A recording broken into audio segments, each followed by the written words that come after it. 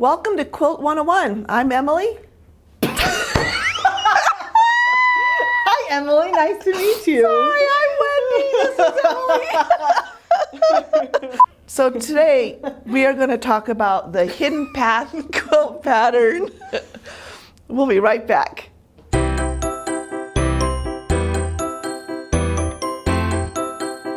All right, so today we're talking about the hidden path quilt, which is right behind us.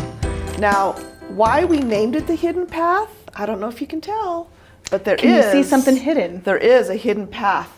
So it's a flying geese unit. So this design right here is a flying. So you can follow it going up. Is it a flying goose or flying geese? I don't. Whatever it is. Oh, wait, this way. So it goes. So it starts here and it goes this way. Oh, here we go. This way, this way, this way, this way, and this way.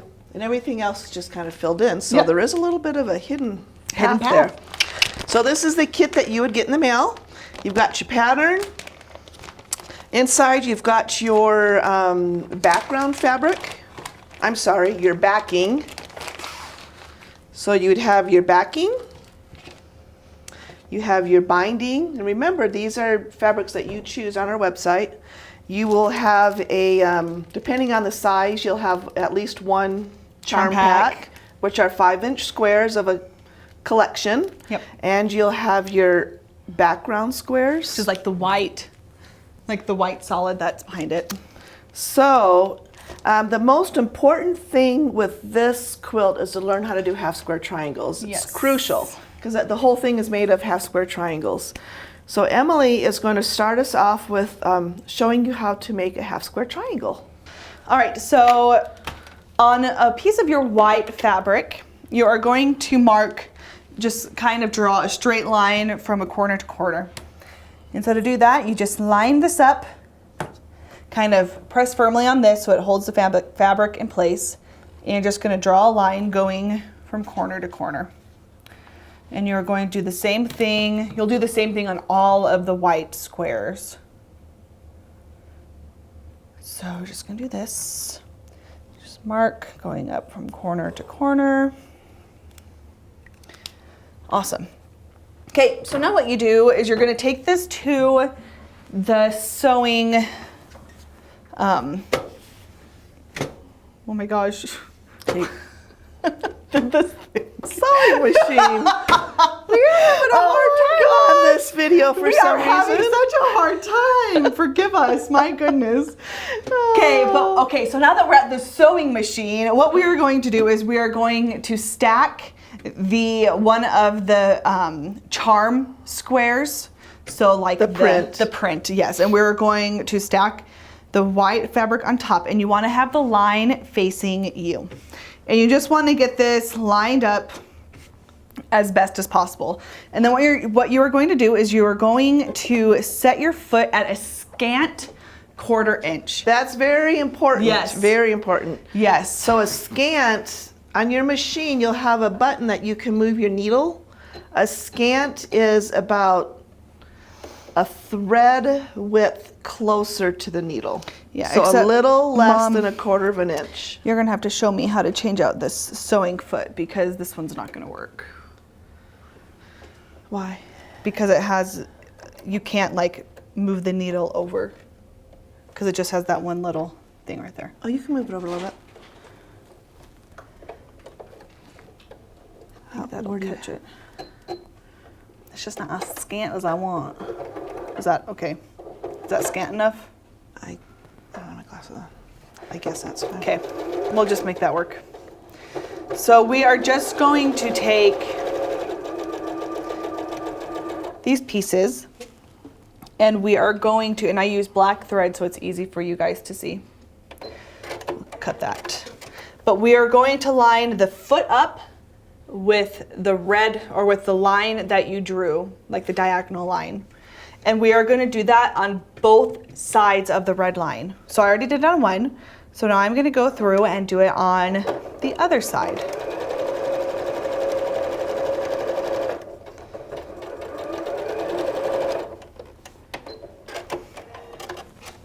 Okay, so if you can see now, so we have the red line is the one I originally drew that went from corner to corner, and then using a scant 1/4 foot, so I went in a little bit, so it's a little bit less than a 1/4 inch. I went along both sides of the red line and sewed on both sides. So I'll do we have that little ruler? That little straight ruler?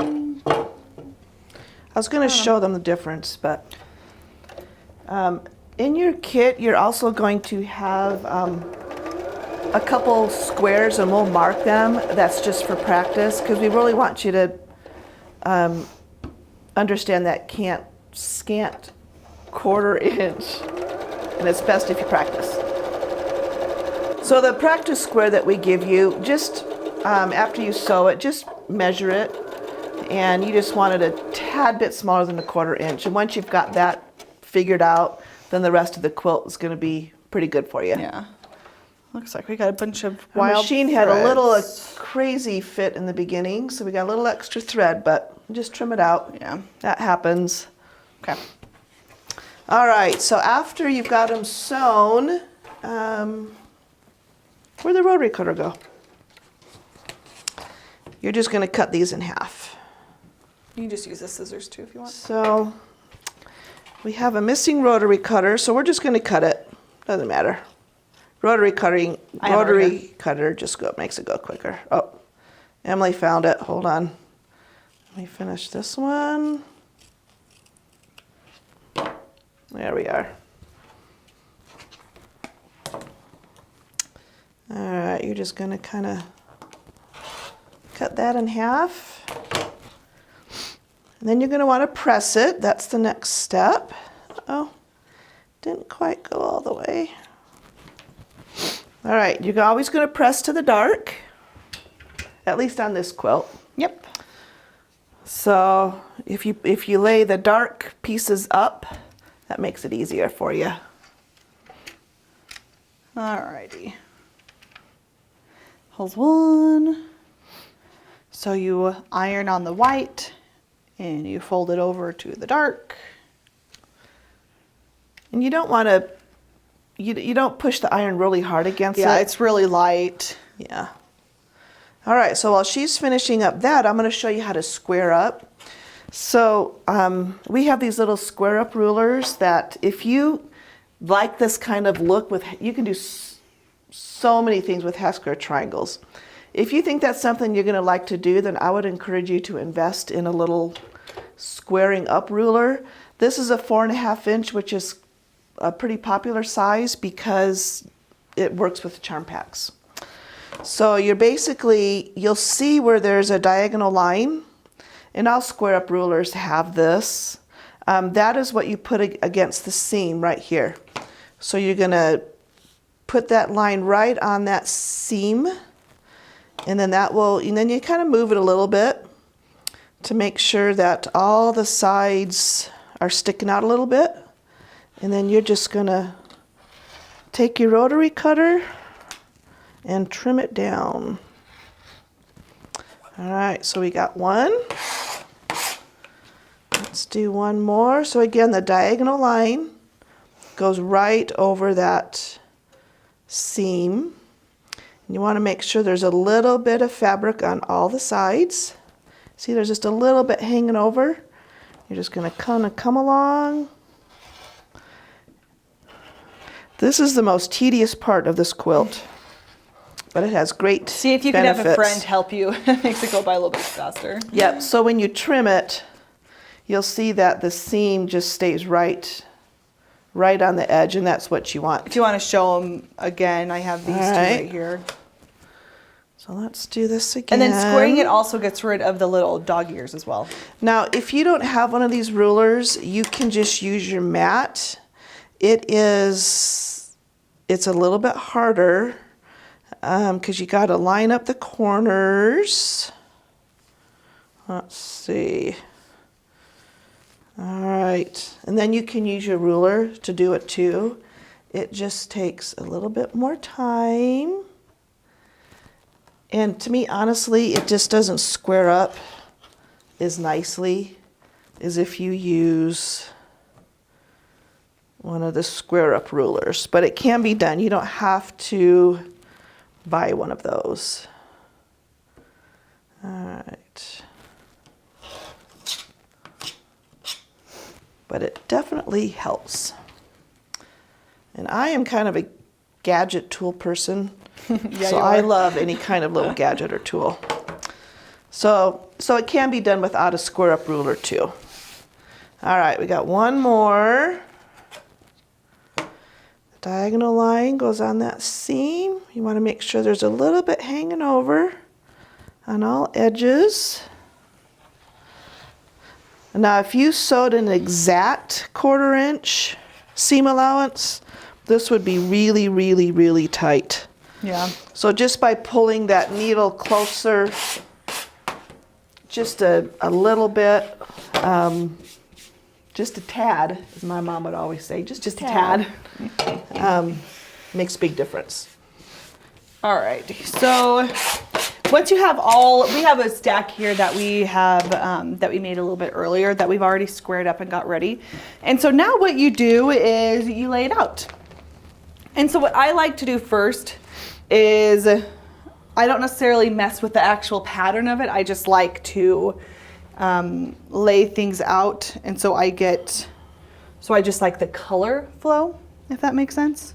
And then once I'm satisfied with the colors, like in the order that they are, then I go around and I twist everything. So I don't know, how do you do it? Yeah. You might be different. That works. That works for me. Alrighty. And we're not gonna do an entire thing. We'll just do enough to A little show you. there. This is the fun part. Yeah. Just playing with the colors. And it's like you just kind of look, like I didn't want to put this here because there's already a pretty saturated color here. And so I'm gonna move this one over here because there's not so many saturated colors. And yeah, you could spend hours laying stuff out.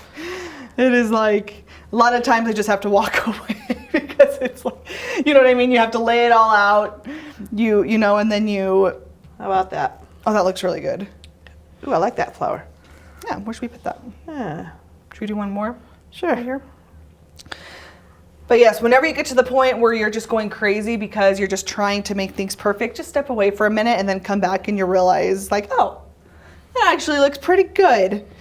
Don't have to worry about it anymore. Anything goes now too. I'm more of a very balanced person. Yeah. Emily's a little bit more put Everywhere. it out there. Yeah. So now we have the 2 rows laid out and we're happy, we're satisfied with the colors. So now what we are going to do is we need to rotate these, and so that way we get the hidden path element to it. So this is where in your pattern you'll refer to the piecing diagram, and that will show you how you need to rotate your blocks to create the Yes. pattern. I mean, you could always leave it like this if you wanted to, but if you want to create the pattern that we specifically wrote in it, or create your own patterns. Yeah. Half square triangles are the funnest thing ever because you can do so many things with them. All right. I'm not super great at working upside down, so bear with me here, but I just took the pattern and I'm just kind of looking to see how it was laid out. And it looks, So we're doing the first 2 rows, right? well, they're not complete rows. Oh wait, We're just doing part. I part can't of do them. it upside down. Yeah, so that's right. Oh That yeah. works. Mhm. Okay, so here's the path right there. Yep. Okay. Except that one actually, Oh, that goes up. Yep, there we go. yeah, no, that's better. So it goes that way and then that way. Yeah. Yeah. Got it. Okay, so now that we have those done, we take our numbered pins. And normally I would do this upside down, but for me, I'm gonna put it on my side. So I'm gonna take the top left one, the top left corner, I'm gonna put a 1, and then right in row 2, same thing, put number 2 in the top corner, and now I'm gonna stack them. You just put them right on top of each other. Yep. Don't twist them, don't anything, just right on top of each other. Same thing. And with remember, we're 1. doing this from our viewpoint. It's backwards for you probably at the moment, but for this particular quilt, it's hard to do it upside down. Yeah. All right, Mom, do you want to sew these? Am I sewing? Yep. Okay. Okay. All righty. So we've got row 1 here. See the pin on my left hand side? For me, how I keep it is I just slide it over. This is the next block, and I just flip it over like that. So that helps me keep it lined up. And then we are just going to make sure these are lined up properly. Oh, you know what? We've got this dark thread in here.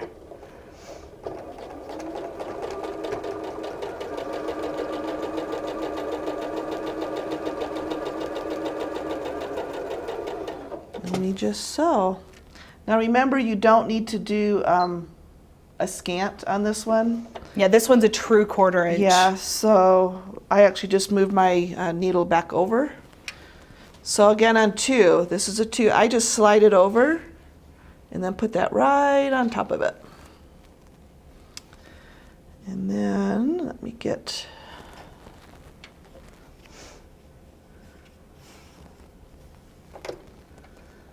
this one.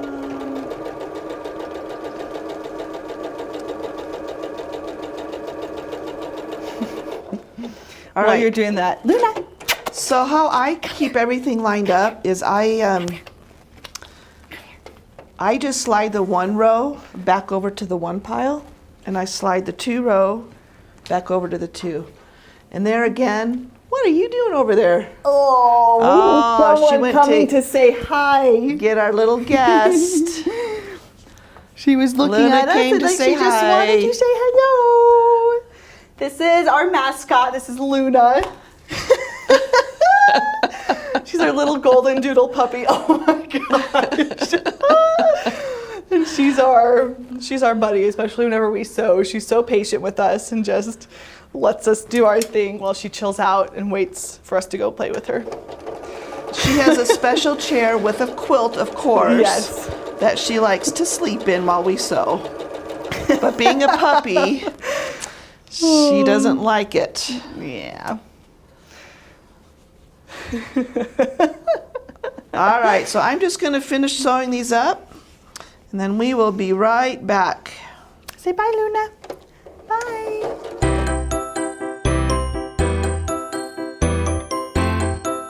All right, so we are just finishing up the last 2 blocks.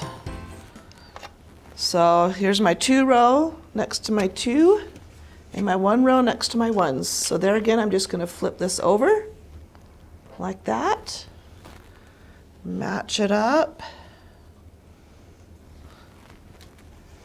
Yeah, once you And kind of have everything, sew. all the seams, like, or all the squares, like, squared up and everything, it goes by really quickly. It just takes a little bit of endurance or a little bit of patience during the middle of that, but it's not bad. Yeah, half square triangles take a little bit of time, but Yeah, it's worth it with the results that you yes. We have another pattern called the Aztec that is half square triangles, and it's a darling, darling pattern. get. Yeah. But you use the same Same technique. Same technique.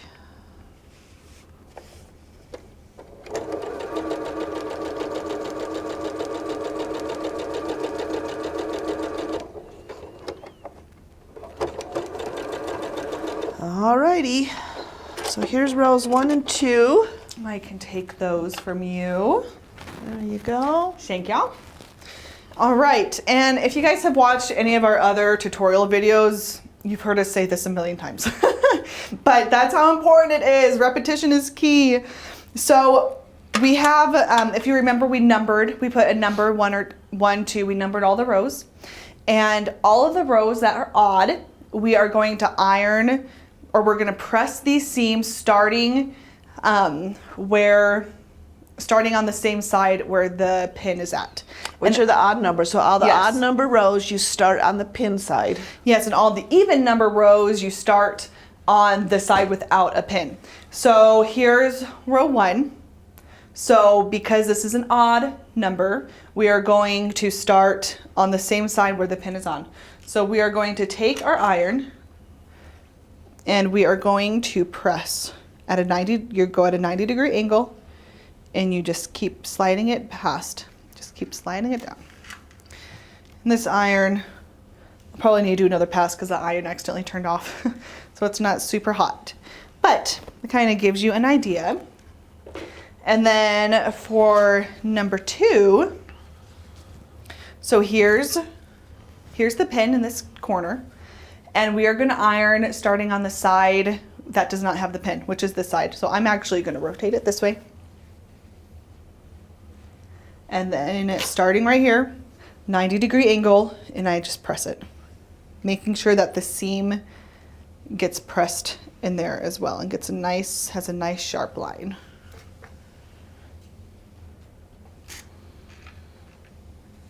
All right. Here's that one. I'm going to actually go over this first row real fast just because the iron wasn't super hot yet.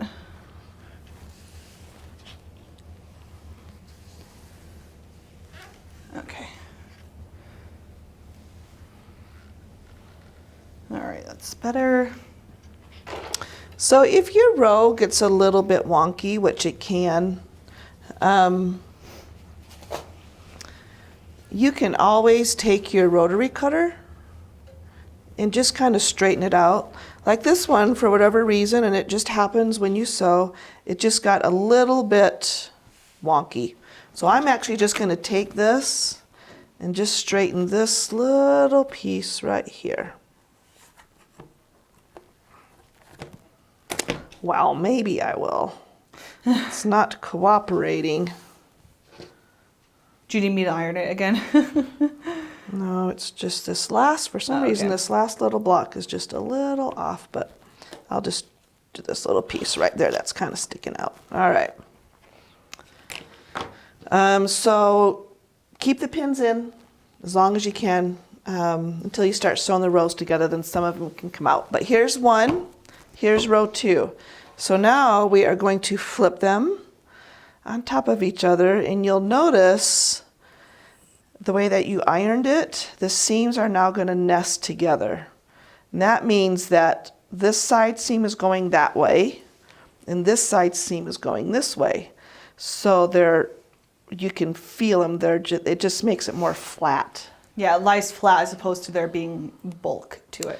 So with these, you're going to want to go to each intersection, make sure that the seams are nested, and put a pin in it. And this will help when you get to the sewing machine. So we're going to nest them, put a pin in it, and sometimes the blocks just turn out to be a little bit different in size. That's just because we're human and we sew it, and we're not a machine. We can't keep everything exactly the same. But you still want to pin at the seams, and then if it's a little bit off with each other, then you just work with it as you sew it. And I'll kind of show you how you do that. Well, and I feel like we don't want things to be perfect either, because that's what makes it homemade. That's what makes it, a gift of love. Makes it unique. Yeah. And that's why people love homemade gifts. Yeah, because it's not perfect, but. All right, so now that we've got these pinned together, I'm going to take out the 2 because I don't want to run over that one, but the one marker staying in.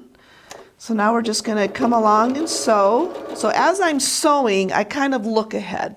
So I'm looking ahead to the next seam where they come together. And if this one works good, let me try to find one that's a little bit off. And I'll show you how we kind of work with it a little bit. This one's good.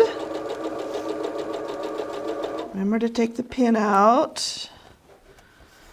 And you just kind of adjust it as you go. Keeping the main thing is just keeping those seams nested together. So I think this one's coming together pretty good. See, this one's kind of sticking up a little bit here. Don't know if you can see that. So I just kind of reach down underneath and I just pull it down just a little bit. And see how it got stuck right here a little bit? Sometimes the seams, there's so much bulk right there the needle kind of doesn't want to advance. So you just take your hand behind it and just give it a gentle tug. Yeah, it should go. Yep, and it should go pulls through it. once you It give pulls a it right tug. through.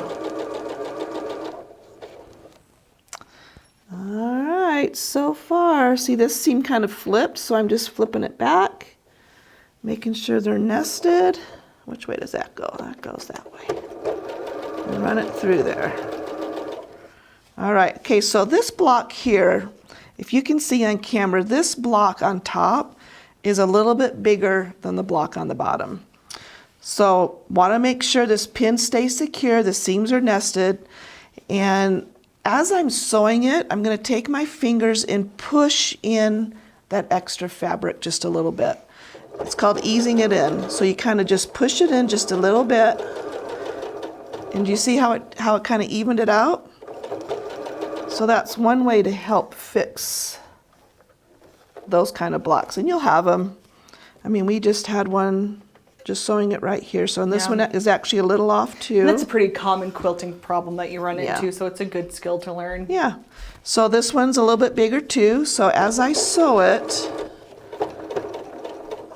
I'm just going to take my fingers and just kind of push this in just a little bit. And by the time I get to the end, it should have corrected itself, which it did. So let me just finish the end. All righty. And I am waiting for you. Okay.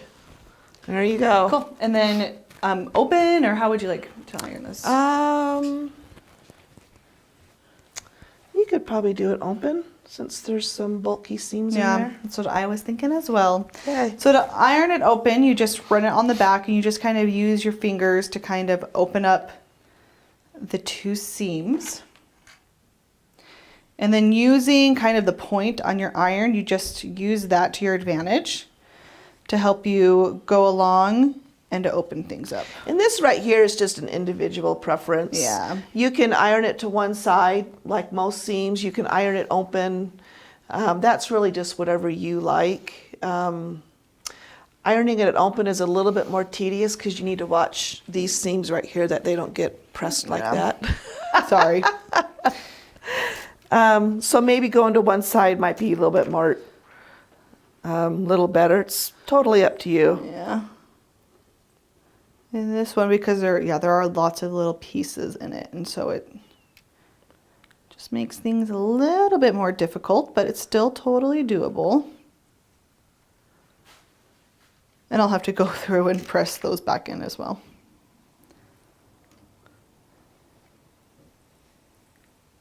Okay. You're laughing at me. All right. There. I think it works. You can always flip it over and give it a good press if Yeah. you need to also. Yeah, exactly. Flip it over. Yeah, so that way it helps get it nice and flat. Right there. There we go. Got a little crease in that one. There we go. There you go.